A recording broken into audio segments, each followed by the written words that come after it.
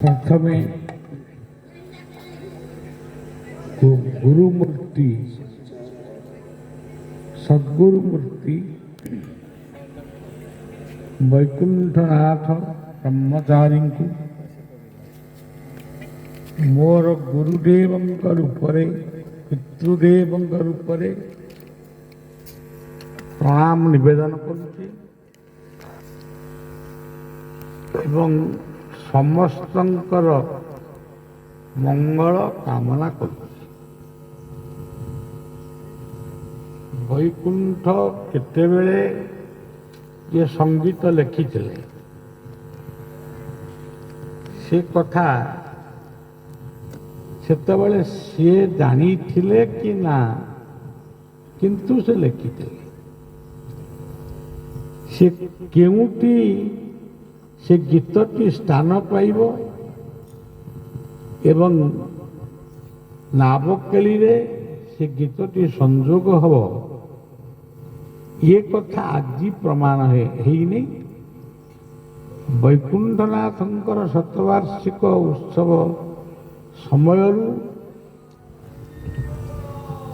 यही नावकेली गीतटी स्थान पाई से दिन वैकुंठंकर जड़े सन्यासी शिष्य केतन गोटे ना चेतनानंद बाबा ये गीतटी माने नावकेली गीतटी शुणु शुणु सी कहले बाबा लिखि बोधे यही बोले यही हम बोली लिखि मोर मनटी टिके खुशी लगे। तेबे दुनिया रे आमे आसीचे किए केते प्रकार रूप केते प्रकार भाव केते प्रकार ममता को नहीं आमे ये संसार रे विचरण करुचे। केते बेले आम मानकर जीवन दीप पुणी चली जीव पुणी एक नुआ अध्याय सृष्टि हब ये सबू हूँ से विश्वपति इच्छा। ये राधा कृष्णंकर मिलन को बा गोपी कृष्णंकर मिलन को वैकुंठ जीव परम भाव को लिखिचंती यह सुस्पष्ट एवं राधा रानी नाम बहुत थर नहीं भी किंतु तत्व भितरे से श्रद्धा शब्दटी को राधांक उद्देश्य रे समर्पण कर आपण माने देखो श्रद्धा जदि आमर नहीं एठी आमे बसिबा नहीं कि ये कथा सुनिबा नहीं। श्रद्धा अच्छी बोली आमे शुणुचे हाँ आमे बहुत कथा मन रखिनु अल्प टिके मन रखिछु सेटा मध्य श्रद्धार प्रति तेणु लोके लोके कहती मु वैकुंठ को जीवी किंतु वैकुंठ को जाई किए कौन आमको गोटे फोन करना पत्र देना डाक पकई मु वर्तमान वैकुंठ रे पहुंची गली।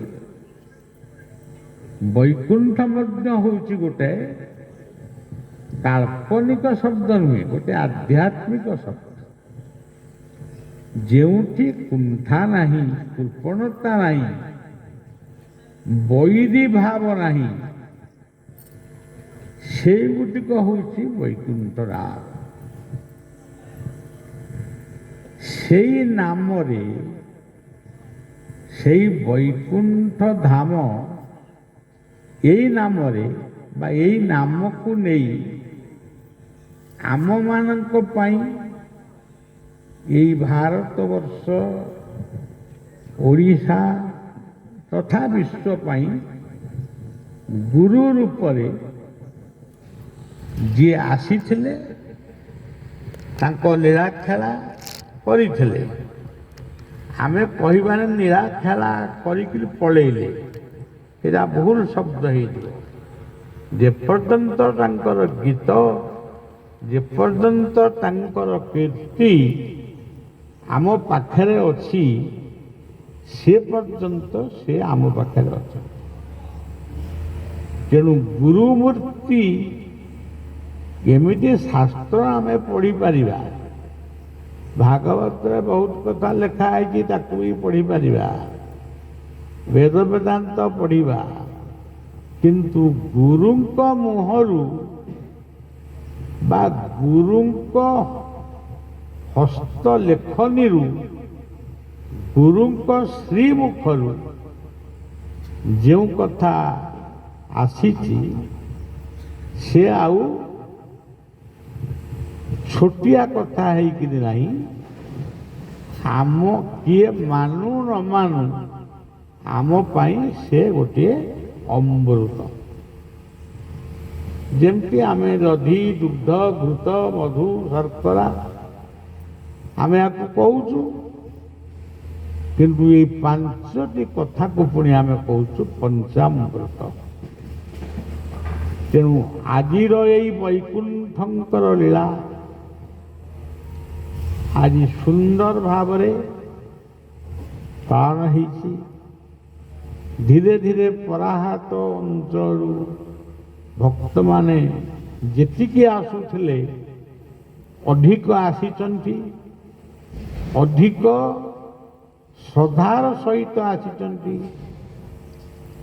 ଏ କଥାଟି ପୁଣି ପରବର୍ତ୍ତୀ ସମୟରେ କେଉଁ ଭଳିଆ ରୂପ ନେବ ତାକୁ ସମୟ କହିବ, କିନ୍ତୁ ବଳିଆ ନିଜେ ବୈକୁଣ୍ଠ ଭାବରେ ସେଇ ବୈକୁଣ୍ଠାଧିପତିଙ୍କ ଚରଣରେ ସମର୍ପିତ ହେଇ ଆଜିର ଅଶାନ୍ତ ବିଶ୍ୱ ଦେଶ ରାଜ୍ୟର ସମସ୍ତଙ୍କୁ ସମର୍ପିତ କରି ସମସ୍ତଙ୍କର ସର୍ବାଦୌ ମଙ୍ଗଳ କାମନା କରୁଛି। ଆପଣ ଆଜିର ମହୋତ୍ସବ ବୈକୁଣ୍ଠଙ୍କ ପାଇଁ ଉଦ୍ଦିଷ୍ଟ। ଆଜିର ଇଏ ପୁଷ୍କରିଣୀର ନୌଯାତ୍ରା ମଧ୍ୟ ବୈକୁଣ୍ଠଙ୍କ ପାଇଁ ଉଦ୍ଦିଷ୍ଟ। ତେଣୁ ସମସ୍ତେ ପ୍ରସାଦ ପାଇବେ ଏବଂ ପୁଣି ଆଉ ଥରେ ଆସିବା ପାଇଁ ପୁଣି ସେଇ ପ୍ରାର୍ଥନା କରିକିରି ଯାଆନ୍ତୁ। ବଳିଆ କହିପାରେ ନା, ମାନେ କାଲି କ'ଣ ଘଟିବ ଆଜି ଆମେ କହିପାରିବାନି, କିନ୍ତୁ ଭାବଟା ଆମର ରହିବା ଦରକାର। ଦୁର୍ଜୟ ଦେହ ମୋର ଶୂନ୍ୟ, ଭକତ ଭାବେ ମୁଁ ବନ୍ଧନ। ନିଜେ ବୈକୁଣ୍ଠ ଆମ ସମସ୍ତଙ୍କ ପାଇଁ ଗୋଟେ ନାମ ଦେଲେ, ଜୟ ଗୁରୁ ଜୟ ଜଗନ୍ନାଥ, ଜୟ ଗୁରୁ ବୈକୁଣ୍ଠନାଥ। ଆଜି ତ ସମାଜରେ ଇଏ କହୁଛି ଏଇଟା ଠିକ, ସେଇଟା ଠିକ, ସେଇଟା ଭୁଲ, ଏଇଟା ଭୁଲ, ଏମିତି ଶୁଣି ଶୁଣି ଆମେ ମାନେ ଏତେ ବିବ୍ରତ ହେଇ ପଡ଼ିଛୁ। ଆରେ କୋଉଟା ଭୁଲ କୋଉଟା ଠିକ କେହି ଗୋଟେ ସିଦ୍ଧାନ୍ତ କରୁନା। ସିଏ କହୁଛି ତାର ଭୁଲ, ଇଏ କହୁଛି ମୋର ଭୁଲ, ଆମେ ଯାହା କହୁଛୁ ଠିକ, ସିଏ ଯାହା କହୁଛନ୍ତି ଠିକ। ଏମିତି ସବୁ କଥା ବର୍ତ୍ତମାନ ଆଧ୍ୟାତ୍ମିକ ଜଗତରେ ଚାଲିଛି।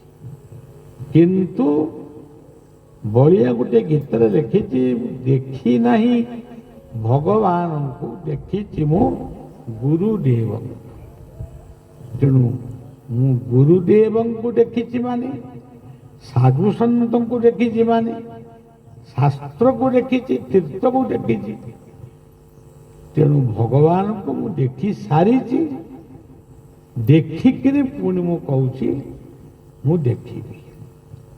ଶେଷରେ ସେଇ ବୈକୁଣ୍ଠଙ୍କ ପଦାବ୍ଜକୁ ସ୍ମରଣ କରି ବିନମ୍ର ପ୍ରଣତି, ସେ ଯେଉଁ ରାଜ୍ୟରେ ଥିଲେ ବି ଏ ଅଧମର ସେବକର ପ୍ରଣାମ ଗ୍ରହଣ କରିବେ। ସେ ହେଉଛନ୍ତି ମୋର ଗୁରୁଦେବ, ସେ ହେଉଛନ୍ତି ମୋର ପିତୃଦେବ। ତାଙ୍କ ଭିତରେ ମୁଁ ଗୁରୁଦେବଙ୍କୁ ଦେଖିଛି, ଏବଂ ସିଏ ମୋତେ ପୁତ୍ର ଭାବରେ ଗ୍ରହଣ କରିଥିବାରୁ ଏ ଜୀବନ ଧନ୍ୟ ହେଇଛି। ତେଣୁ ଆଉ ଥରେ ତାଙ୍କରି ଉଦ୍ଦେଶ୍ୟରେ ହରିବୋଲଟିଏ ଦିଅ ଏବଂ ଆମର କାର୍ଯ୍ୟକ୍ରମକୁ ଆମେ ଏଇଠି ଇତିଶ୍ରୀ କରିବା। ଶ୍ରୀ ଗୁରୁ ପ୍ରେମାନନ୍ଦେ ନ୍ୟାୟୀ।